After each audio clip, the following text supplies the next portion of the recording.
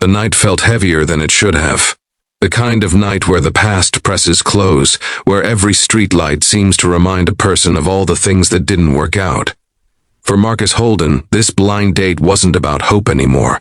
It was a closing chapter, one last attempt before accepting that some doors in life simply stayed shut. He had promised himself that if this didn't work, he would stop trying, stop hoping, and pour everything he had left into being a father and nothing more. He had no idea that the first moments of this night would quietly rearrange his entire future. If you believe in kindness, second chances, and unexpected miracles, take a second right now to like this video, share it with someone who needs hope, drop a comment, and subscribe to the channel. Stories like this matter because real life still has room for grace. Marcus was 38, living in a modest neighborhood outside Columbus, Ohio. His life revolved around early mornings, school lunches, overdue bills, and the soft breathing of his 6-year-old son, Noah, asleep in the next room. 2 years earlier, Marcus had lost his wife, Rebecca, to a sudden illness that left no time for goodbyes or unfinished sentences. Overnight, he became everything for his child. Provider, comforter, teacher, protector. The world didn't pause for grief, and Marcus learned to function on exhaustion and love alone. Dating had never been a priority, and every attempt since had ended the same way: polite smiles, awkward silences, and the quiet understanding that he came with too much history.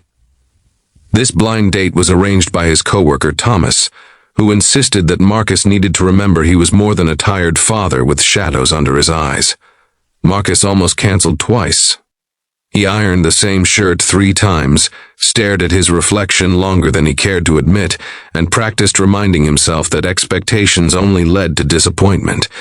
The restaurant was a small, warmly lit place downtown, the kind meant for conversations and slow evenings.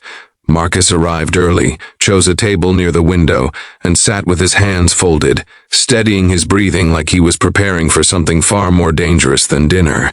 His date arrived quietly. Her name was Hannah Price. She didn't rush in or scan the room nervously. She walked with calm purpose, carrying herself with a softness that didn't feel fragile. She was in her mid-30s, with kind eyes that suggested she had lived through her own share of storms. Marcus noticed the subtle hesitation in her posture, the way she took a moment before approaching the table, as if grounding herself before stepping forward. When she finally reached him and greeted him, something unexpected happened. Her first words weren't about the weather, or traffic, or apologies for being late.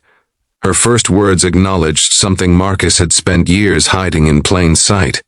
Without dramatics or pity, Hannah spoke about understanding loss, about how some people carry quiet grief into every room they enter. She spoke gently, as someone who recognized the weight in his eyes because she carried something similar herself. Marcus felt the air shift. He wasn't stunned because of romance or attraction. He was stunned because she had seen him, truly seen him, not as a project, not as a broken man, but as someone still standing after being knocked down by life. The evening unfolded slowly, naturally. There were no forced laughs or rehearsed stories. Hannah shared that she worked as a pediatric occupational therapist, dedicating her days to helping children rebuild confidence after trauma. She spoke about resilience not as a concept, but as a lived experience. She had lost her fiancé years earlier in a car accident, and instead of hardening her heart, she had chosen to deepen her compassion. Marcus listened more than he spoke, surprised by how easy it felt to exist in her presence without performing or pretending. As the night went on, Marcus found himself talking about Noah, not in the cautious, guarded way he usually did, but openly. He described bedtime routines, science projects, and the fear he felt every time he worried he wasn't enough. Hannah didn't interrupt or offer solutions.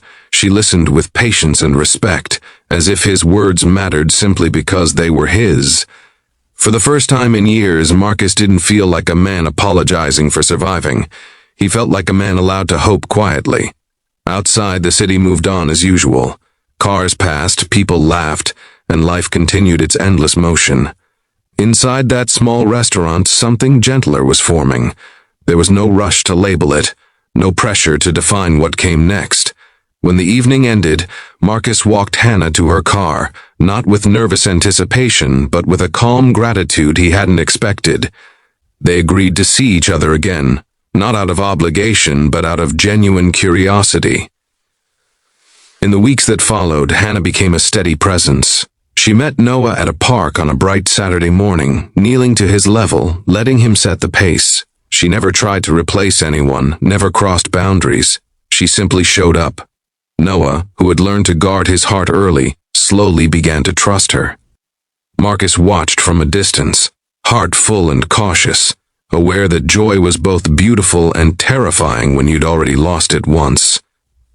One evening, after Noah had fallen asleep, Marcus sat alone on the couch, reflecting on how much had changed. He realized that the blind date he had labeled his final attempt wasn't an ending at all.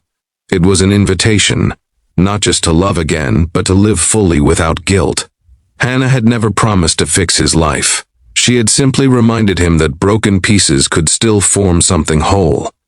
Months later, during a quiet moment in the same restaurant where they first met, Marcus felt a sense of peace he hadn't known in years. He understood now that love didn't erase loss. It honored it by continuing forward. Hannah hadn't stunned him because of what she said that first night. She stunned him because she saw his pain and didn't run from it. She stood beside it. If this story touched your heart, please take a moment to like this video, share it with someone who needs encouragement, and subscribe to the channel. Your support helps these stories reach people who might be hanging on by a thread. Before this story ends, I have a special request. Please comment below with one word that describes what this story made you feel. Your words matter more than you know. Marcus never stopped being a single dad. That role remained the most important one of his life. But he learned that being a father and being loved were not mutually exclusive. Sometimes the bravest thing a person can do is show up one last time, even when they're sure nothing will change. Because occasionally that final step leads to a beginning gentle enough to heal everything that came before.